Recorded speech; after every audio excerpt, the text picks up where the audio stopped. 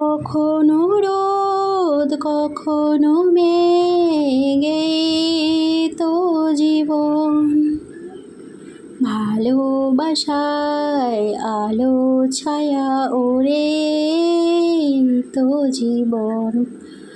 সত্যি গানের কথাগুলো আমাদের জীবনে কখনো কখনো বাস্তব হয়। সেটা কেন, ব্লগটা প্লিজ কন্টিনিউ করো, তবেই বুঝতে পারবে। তো ওয়েলকাম সবাইকে আমার একটা নতুন ভিডিওতে। তোমরা কেমন আছো বলো?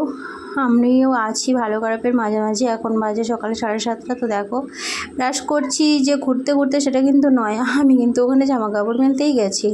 তো ব্রাশ মুখে দিয়ে জামা কাপড় মেলে নিচ্ছি, কারণ সকালে আমার এক দণ্ড তো দূরের কথা যে আমি 5 মিনিট শান্তভাবে বসবো, সেটা হয় না। একদম 2টো অবধি, 2টো 2:30, যতক্ষণ আমার ছেলেকে ফিরে খাইয়ে ঘুম পাড়াই দুপুরবেলায়, সে 3টেও হতে পারে, 3:30ও হতে পারে।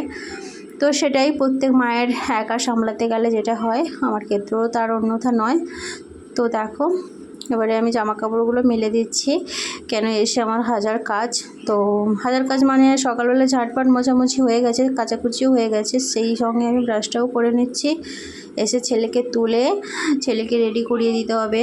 তো সেই জন্য গরম জলটা বসিয়ে দিলাম, আর ওতেই চা দিয়ে দেবো। আর একদিকে না দুধ বসিয়েছি। তো এখান থেকে একটু জল কাটিয়ে ওকে ওষুধ দেবো, আর বাদবাকিটা চা হবে। তো তারপরে দেখো বালিশগুলো আমি রোদ্দুরে দেবো, কারণ প্রচুর রোদ উঠেছে, আর বালিশগুলো অনেক দিন রোদ্দুরে দেওয়া হয়নি। তো একবারে না অতগুলো নিয়ে যাওয়া সম্ভব নয়। আমাদের লোক 3টে, কিন্তু বালিশ মনে হয় 6-7টা ইউজ করা হয়। তো সেই জন্য আমি আবার একটা নিয়ে যাচ্ছিলাম। আর এই ভ্যানটা না একজনাদের ব্যবসার ভ্যান, তো তার উপরে এই ছাউনিটা আছে, ওখানেই দিয়ে দিলাম বালিশ, কারণ আর কোথাও দেওয়ার জায়গা নাই। তো এসে আমার ছেলেকে বসলাম পড়াতে। নাম কি ভাবি? ঈশ্বরচন্দ্র বিদ্যাসাগর, ভালো করে বলো।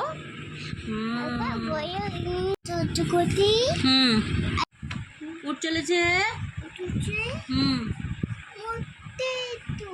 বিঘুটি।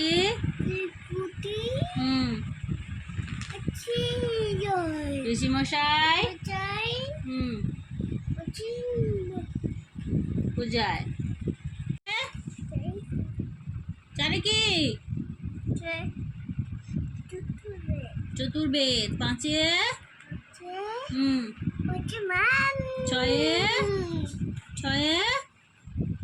ছয়ে কি? তোর পোকা তো দেখাতে হবে না। 6-এ কি বল? 6-এ বাবু। ঋতু। 7-এ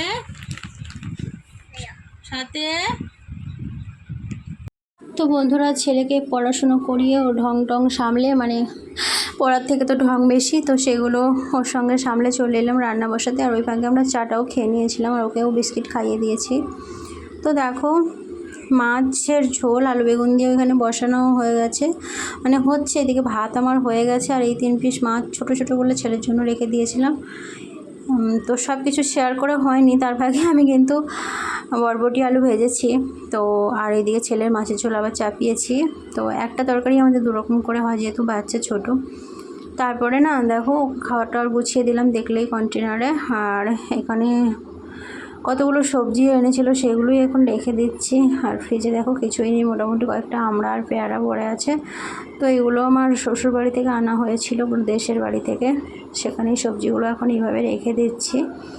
তো তারপরে না মিক্সিটা আমি অনেক দিন পরিষ্কার করিনি সেইভাবে। তো ইউজ করা না হলে জিনিসের যা হয় সেটাই হয়েছে ওটার সাথেও। আমরা দেখবে আমাদের শরীর যদি না চালিয়ে নিয়ে যায়, বসে যদি থাকি না, বসে থাকার পরে কাজ করতে আর ইচ্ছে লাগে না পরের দিনকে। একদিন রেস্ট নিলে পরের দিনকে দেখবে কাজের এনার্জি থাকে না। কাজের শরীরে কাজ করতে হবে, সেরকমই কোনো কিছু ফেলে রেখে দিলে না সেই জিনিসটা মানে ভালোর থেকে মনে হয় খারাপই বেশি হয়। তো সেটাই এটার সঙ্গে হয়েছে। ঢাকা ছিল তবুও এত ধুলো পড়েছে যে বলার নয়। সেই জন্য আমি সাবান স্কচ ব্রাইট দিয়ে শুকনো করে, মানে জল যাতে না ঢোকে কোথাও, সেভাবে মুছে নিলাম। তারপরে একটা কাপড় দিয়ে মুছে পরিষ্কার করে নিলাম। এদিকে রান্নার পরে অনেক বাসন বেরিয়েছিল, সেগুলো মেজে ঘষে নিলাম। আর একটা কথা বলি, এখানে একটা হাসির কথা, এই যে মিক্সি জারটা, এটা কিন্তু আজকে ইউজ করা হয়নি, এটা দোকানে নিয়ে যাওয়া হয়েছিল। কারণ আমার ছেলে এর আগে ঢাকাটার অবস্থা করেছে, দেখো আমার ছেলের হাতের কাজ এত সুন্দর তোমরা কল্পনা করতে পারবে না। আর সেই জন্য দোকানে নিয়ে গিয়ে মাপে এই সাদা ঢাকাটা কিনে আনা হয়েছে। আর এই ঢাকাটাও ও মিক্সির জার নিয়ে না ওর মধ্যে বিভিন্ন রকম জিনিস মানে যেটা ওর মধ্যে দেওয়া যায় সেটা দিয়ে খেলা করে। তো সেটা করতে করতে পড়ে জারের ঢাকনার এই অবস্থা হয়েছে। তো না দিলে ভীষণ চিল্লাচিল্লি কান্নাকাটি করে। তো হাতের কাজ এত সুন্দর দেখতে পেলে। যাই হোক বন্ধুরা, আমি বাসনগুলো এবার গুছিয়ে নিচ্ছি, কারণ ছেলেকে কিন্তু সানে বসিয়েছি, তার ফাঁকে আমি বাসনগুলো মেজে গোছাচ্ছি, কারণ ও স্নান করারও সময় হয়ে গেছিলো। আর এদিকে আমার বাসনটাও মাজা ছিল, সেজন্য ওকে বসিয়ে দিয়েছি ওইখানে। আর এদিকে আমি বাসনগুলো গুছিয়ে নিচ্ছি। তো এরপরে বাসন গুছানো হয়ে গেলে পরে আমি ছেলেকে তুলবো। তো ছেলেকে তুলে আমিও স্নান করব। তো স্নানটাও সেরে তারপরে পুজো দিতে হবে। তো দেখো বন্ধুরা, আমি স্নানও সেরে ফেলেছি। এরপর পুজো টুজো দিয়ে ছেলেকে যাব খাওয়াতে। তো মানে তাড়াহুড়ো যেটা থাকে, তো সেই জন্য। আর আমার অভ্যাস তুলসী গাছে জল খাওয়ানো, সেটা কে কে করো আমি জানি না। দেখো তুলসী পাতা অদ্ভুতভাবে না জল নিয়ে গেলে তোমরা দেখবে গ্লাসে করে অদ্ভুতভাবে ওই জলের মধ্যে মনে হচ্ছে যেন মুখ ডুবিয়ে জল খাচ্ছে। তো এটা আমি করি, আমার বেশ ভালো লাগে। তো সেটাই করছিলাম। তারপরে যেগুলো বেরিয়েছিল পুজোও দিয়ে দিলাম, এই যে তুলসী গাছে দিলাম, ঘরে পুজো দিলাম, সেটা আর শেয়ার করা হয়নি বন্ধুরা। সব কিছু না শেয়ার করা সম্ভব নয় আমাদের, মানে শেয়ার করতে গেলেও একটা তো সময় বা মানে সেটিং লাগে, সেটা আমাদের মতো একার সংসারে না হয়ে ওঠে না তাড়াহুড়োর মধ্যে। তো দেখো তুলসী পাতা ওই যে বাঁ হাতে করে নিয়ে গেলাম, আগের দিনের ওইগুলো ফেললাম পুকুরের জলে, ছেলেও গেল সঙ্গে। কয়েকটা জিনিস শুকনো হলো, সেগুলো নিয়ে এলাম।